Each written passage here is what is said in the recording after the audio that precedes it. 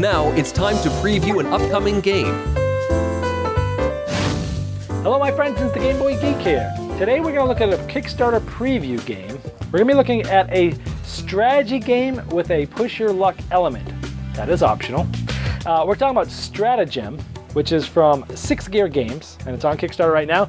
It's 45 to 60 minutes long, plays from 2 to 6 players, and it's an abstract strategy game with that push your luck mechanic that you can take in or out. Let's take a look. I'll show you how it's played. I'll see you on the other side. At the beginning of Stratagem, you get to pick one of these nice colors: purple, blue, green, red, orange, and yellow. And make note that these are colorblind friendly, since all of them have their own sort of icon on them. So we have the game set up for 6 people here, and each of the pawns is in their respective color, and their tiles set up near their side of the board.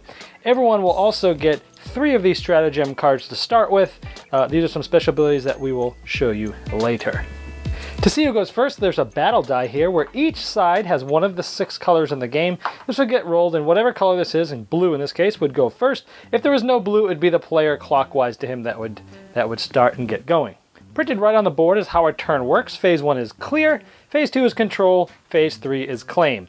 Clear and control only happens once tiles are out on the board. So at the beginning of the game, everybody's first turn, pretty much everyone's going to do just claim, and then we'll show you how things work.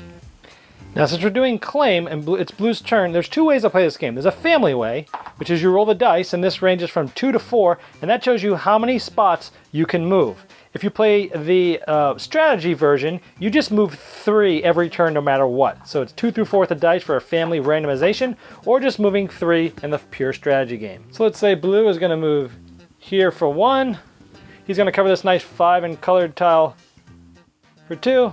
And let's say he goes over here for 3. That would be the end of his turn, because again, we're only doing the 3rd stage of your turn, the claim phase, when there's no tiles on the board to begin. So let's say at the end of the first round here, everyone has gone once, everyone has done their claim phase. We don't have anybody that's sort of on top of anybody else. They all sort of stayed themselves in the first round there. And now we're back to Blue's turn, who started this off. So now we're going to go through the phases. Clear. Clear is clearing off any tiles. They're double-sided. This is a control side. This is a claim side. These are sort of temporary claiming the tiles. But since there's no controlled tiles here, we would skip that phase. Second, we have the control. Any of the tiles that you have that are claimed would then flip to control, and you would get those points. So we would have 1 point plus 5, so that's 6. Plus we would have 2. So that's 8 total points. Now, anytime you control any one of these ones that has the rainbows on them, any rainbows at all, you get to take another one of these cards that we'll get to later.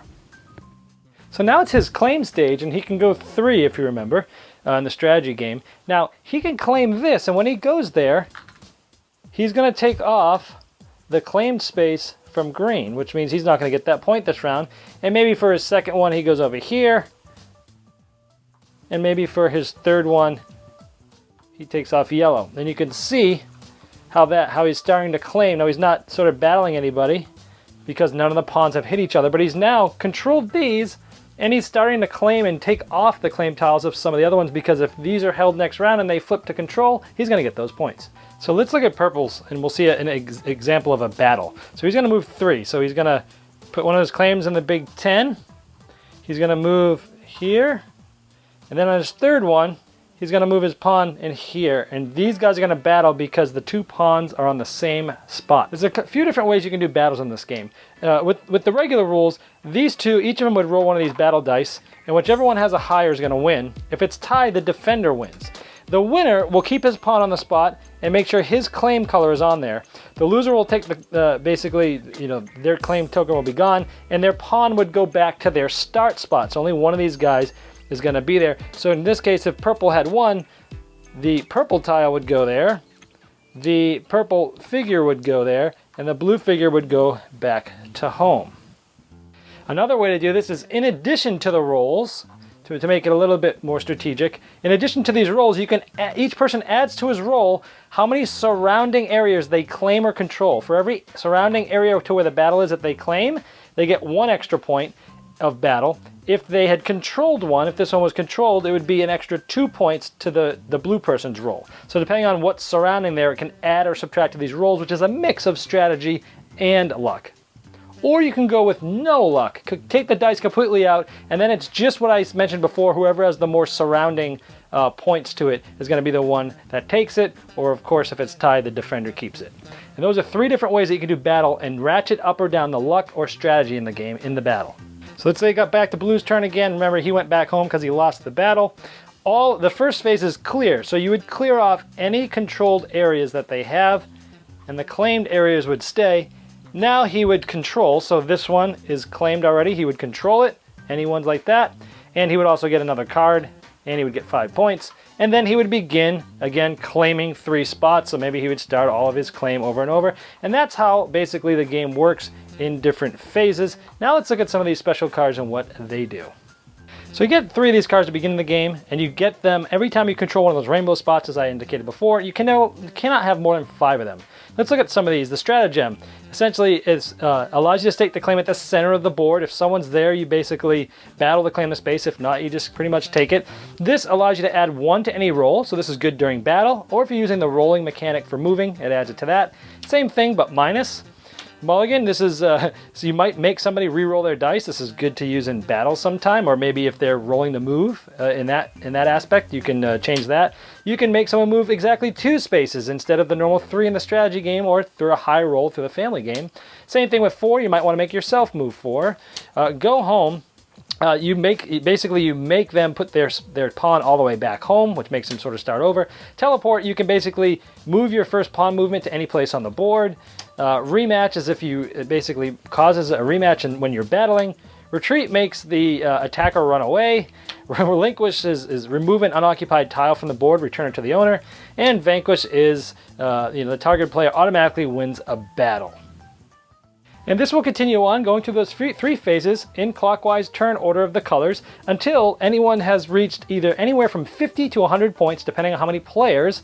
50 points with 6 players, 100 points for 2 players, and anywhere in between. And in a 2-player variant, 1 person would control 2 pawns. So maybe red and green, they're opposite sides of the board, and the other player might take blue and orange because they're opposite sides of the board, so that each person actually still alternates their turns, one after another, but they control 2 different ones. So they'll control red, and they'll control green when it's their turn, and they'll just add up the points of both of their colors, and the first person to get to 100 points wins. All right, well, there you have it. There is Stratagem, and as you can tell, it's a game that's easy to teach, easy to play, to understand what the turns do. I think the biggest thing this game has going for it is that you can go on one end of the spectrum or the other, or anywhere in between with the amount of luck that's involved in the strategy game. If you have kids or people that don't like a lot of strategy games, you can induce a lot of the luck of the die rolling. If you have people that are pure hardcore strategy gamers, chess players, stuff like that, you can take all the luck out of the game and make it pure strategy, or you can find that balance in the middle. There's rules to make it anywhere in between or on both ends, and I think where this game has its biggest appeal is to that, is you can really tailor it to the group that you're playing with. So if this strategy game that's an abstract looks interesting to you, I'm sure the guys at 6 Gear Games would appreciate your support on Kickstarter. It's there right now. There's a link that's going to come up to me just below me here in just a moment. You can go to that link, and I'm sure they would love your support. See you next time.